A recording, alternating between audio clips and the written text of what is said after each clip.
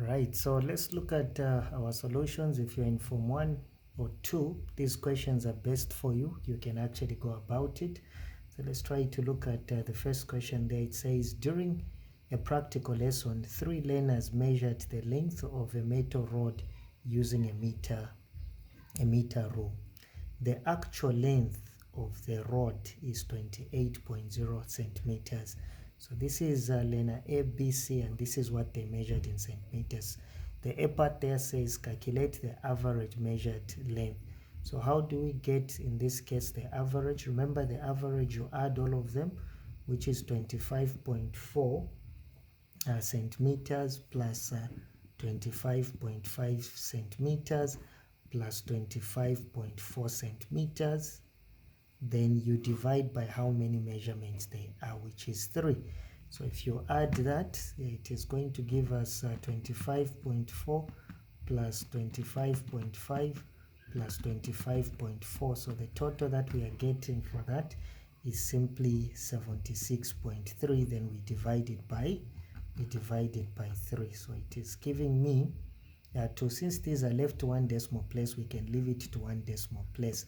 So the average is equal to 25.4 centimeters. Don't forget the units.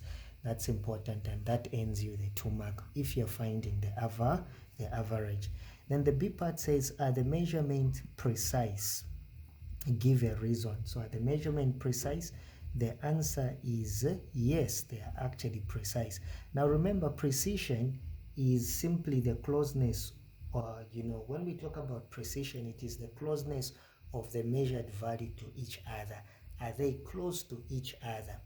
The answer is yes. So because they are close to each other, we simply say that the measurements are precise. So they wanted us to give a reason there. So what would we have said? We could have said that the measurements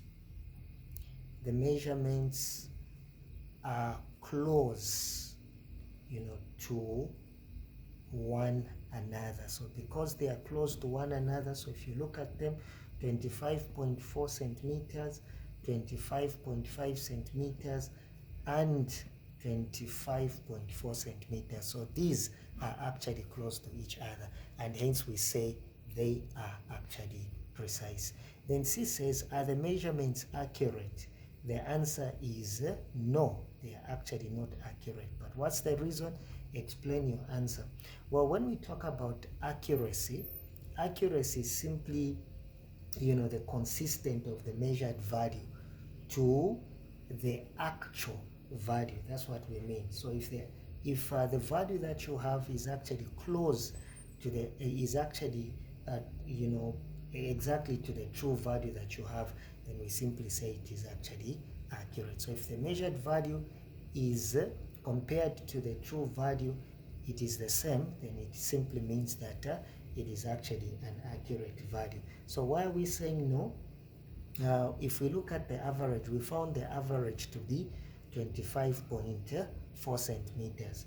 But if you notice, is this exactly to the true value? The answer is no. The true value, it's actually very far away from the true value, meaning it is actually not accurate. So I could have said the average, so I could have said that the average, which we found 25.4 centimeters, is far from the actual, or if you want, you can say from the true value, which they gave us 28.0 centimeters. So because of that, it simply means that it is not accurate. So accuracy, we are simply talking about is the measured value, how close is it to the actual value in this case. So how close is it to the actual value? But if the values are following each other, they are close to one another, that is basically precision. This says state one possible error that could have caused the difference between the measured and the actual length. So what could have actually been one? We could have, there are so many things. We could have actually talked about systematic errors, maybe such as a 40. So we could have talked about a 40 meter rule. Maybe the rule is actually broken. or it's actually 40, or maybe it could have maybe an incorrect 0 mark. So that would have actually caused that. So we call them as being systematic errors. Please, you can watch out for my other videos. You'll be able to see different types of errors that we have. Then he says, suggest one way of improving the accuracy of the measurement. So how can we improve the accuracy of the measurements? What you can simply do is maybe you can check and calibrate. You mark again the scale, calibrate the measuring instrument. So maybe you can recalibrate the rule or the measuring instrument before use. But of course, in case of a rule, it might actually be difficult, but that is what we can do. Please watch out as I come and show you how to answer question number 2.